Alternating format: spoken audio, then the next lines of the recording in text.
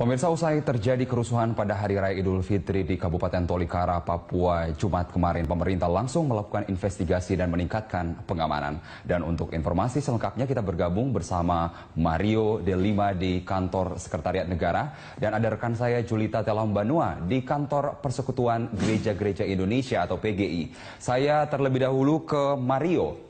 Mario, dari hasil investigasi awal yang dilakukan, apa yang menjadi penyebab dari kerusuhan di Tolikara kemarin? Carlos, dalam penyelidikan awal yang dilakukan oleh pihak keamanan dan juga tim investigasi dari staf khusus kepresidenan memang mendapatkan hasil bahwa adanya gagalnya mediasi yang dilakukan pada saat acara yang dilakukan oleh pemuda Gidi dan juga pemuda yang berada di Tolikara dengan acara yang berada di Tolikara yaitu sholat Id yang bertepatan dengan hari pertama Lebaran. Memang menurut Lenis Kogoya yang menjadi salah satu ketua lembaga adat dari Papua, ia mengatakan bahwa selama ini di Papua ketika ada acara yang berhubungan dengan keagamaan ataupun adat memang seharusnya dilakukan mediasi terlebih dahulu, dalam arti mereka meminimalisir karena memang di daerah sana untuk terjadinya potensi konflik yang terjadi itu sangat rentan. Oleh karena itu ia akan mempertanyakan dan melakukan terus mengusut apakah hal ini sudah dilakukan apa belum. Dan juga untuk investigasi lainnya adalah ketika tadi kami menanyakan terkait dengan surat yang beredar di masyarakat. Karena memang ada keganjilan yang ditemukan bahwa ada dua versi surat yang mungkin beredar di masyarakat. Yang salah satunya adalah melarang adanya kegiatan agama lain di lokasi sana. Namun hal tersebut memang harus dilakukan lagi lebih mendalam karena memang sangat sensitif, Carlos. Iya Mario, lalu langkah lanjutan seperti apa yang dilakukan oleh pemerintah pasca kerusuhan yang terjadi ini? Ya, menurut staf Presiden Lenis Kogoya, malam ini dari pihaknya akan mengirimkan orang untuk terjun langsung ke wilayah kabupaten tersebut dan juga ia akan datang langsung pada tanggal 29 nanti karena memang proses ini harus dilakukan dua pihak dari beberapa pihak yang melakukan atau terjadi kerusuhan tersebut dan juga pihak keamanan di sana karena memang setelah pengamanan tersebut terjadilah kerusuhan. Hal tersebut memang harus dilakukan secara mendalam dan juga tadi kami mendapatkan informasi bahwa pemerintah sudah mengetahui hal ini dan juga menyesalkan hal ini terjadi. Oleh karenanya dari keseluruhan biaya ataupun kerusakan yang terjadi di sana, baik itu rumah ibadah, pasar, ataupun kerusakan lain atau kerugian lain yang diderita oleh warga, pemerintah berjanji akan memberikan pengembalian, namun hal tersebut memang harus dilakukan penghitungan terlebih dahulu dan juga investigasi apakah hal tersebut memang merusak dari pihak mana, apakah memang ada penyerangan yang terjadi dari pihak satu ataupun memang hal itu terjadi secara kebetulan dan hal tersebut memang dilakukan sejak hari ini kalau tepatnya nanti malam. Kembali ke Anda. Baik, terima kasih Mario. Dari Mario kini kita beralih ke rekan saya Julita Telambanua di kantor PGI. Julita, kesaksian apa yang diperoleh oleh pihak PGI terkait kerusuhan di Papua kemarin? Julita. Ya, Carlos, Persekutuan Gereja-Gereja di Indonesia dan juga bersama Persekutuan Gereja-Gereja dan juga lembaga-lembaga Injili di Indonesia tadi baru saja menyelesaikan konferensi pers mereka terkait dengan kejadian ataupun kerusuhan di Tolikara, Papua kemarin, di mana mereka sebelumnya telah mengumpulkan keterangan dan juga kesaksian dari sejumlah jemaat Gereja Injili di Indonesia atau GIDI yang saat itu menyaksikan langsung kejadian awal mulanya kejadian kerusuhan itu, yang dimana menurut mereka bahwa kesaksian ini sedikit berbeda dengan apa yang telah diberitakan oleh sejumlah media dan juga yang tersebar di media lainnya, di mana kericuhan berdasarkan keterangan sejumlah saksi dari PGLII ini menyatakan bahwa tembakan justru terjadi sebelum tembakan ini terjadi setelah dialog antara kedua belah pihak terjadi, dan tembakan ini membuat suasana menjadi panas sehingga kedua belah pihak buyar, kemudian terjadilah kejadian yang berbuntut kepada pembakaran masjid, kemudian juga terbakarnya sejumlah bangunan lainnya. Dan berdasarkan data terakhir bahwa kejadian ini menimbulkan 1 korban jiwa dan juga ada belasan orang yang terluka. Dan baik PGI, dari PGLII dan juga tadi ada dari Kementerian Agama menyesalkan terkait dengan kejadian ini dan sepakat untuk proses hukum diserahkan keseluruhannya ke pihak kepolisian dan khususnya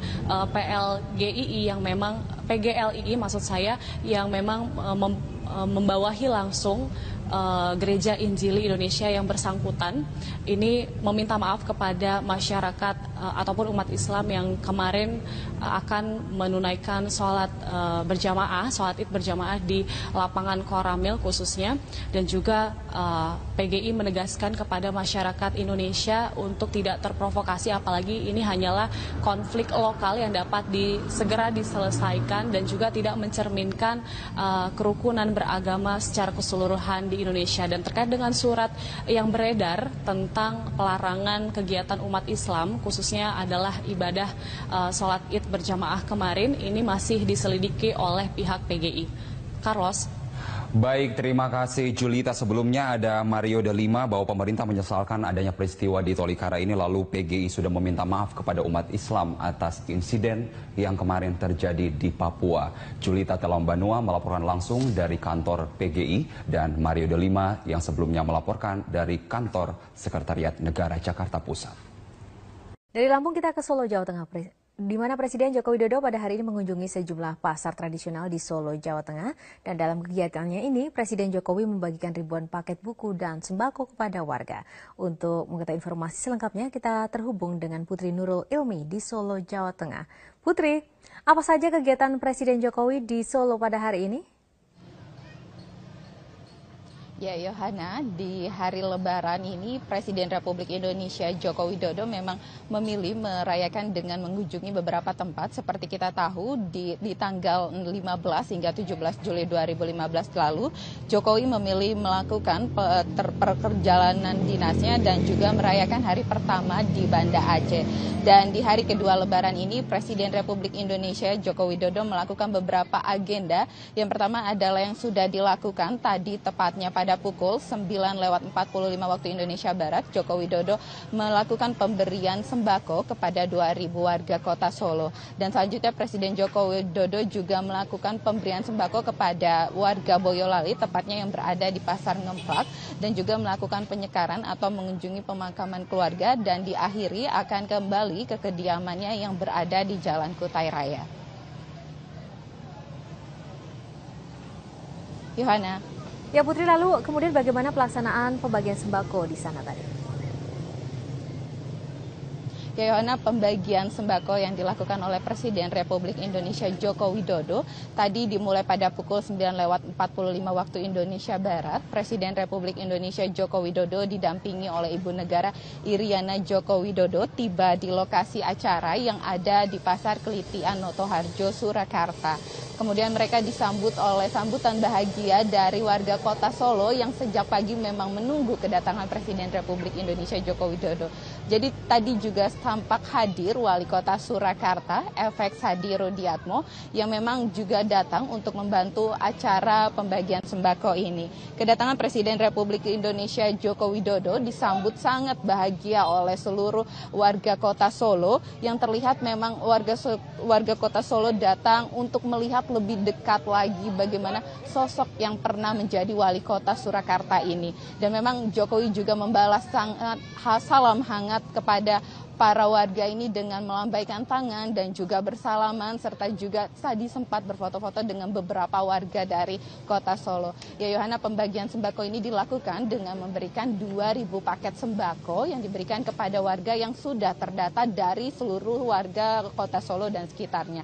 Ada juga diberikan buku tulis dan juga amplop yang diberikan kepada warga kota Solo. Yohana, meski tadi diberikan kepada 2.000, tadi juga sempat diberikan kepada warga-warga yang tidak terdata pun bisa mendapatkan beberapa amplop yang diberikan oleh Ibu Iriana Jokowi di luar Pasar Kelitianoto Harjo ini. Memang tadi warga sempat berkumpul ramai-ramai untuk melihat lebih dekat bagaimana sosok ibu negara kita ini dan juga menerima amplop dari ibu negara kita. Dan memang selanjutnya setelah itu Pak Presiden akan melanjutkan perjalanannya ke Boyolali untuk juga melakukan pembagian sembako di Pasar Ngemplak Boyolali.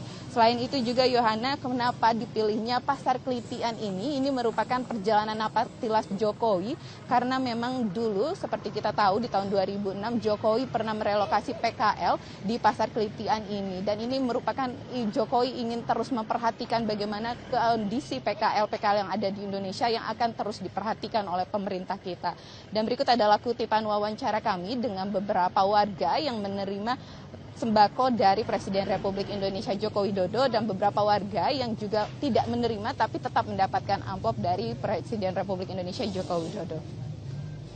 Beras sama minyak, terus sama amplop ini entah berapa nggak tahu saya. Sama buku? Ya, sama buku. Senang nggak Bu bisa dapat ini? Terus tadi sempat ketemu Pak Jokowi langsung? Ya, senang sekali. Ya, bahagia sama sekali. Walaupun dapat sembako, tapi dapat amplop ya kita bersyukur sama Tuhan ya. Karena ya kita minatnya itu adalah untuk bertemu dengan Pak Jokowi. Senang banget loh Mbak, senang banget biar makan sehari-hari gitu loh Mbak. Yohana. Ya, Putri Nurul Ilmi melaporkan dari Solo, Jawa Tengah. Terima kasih Putri.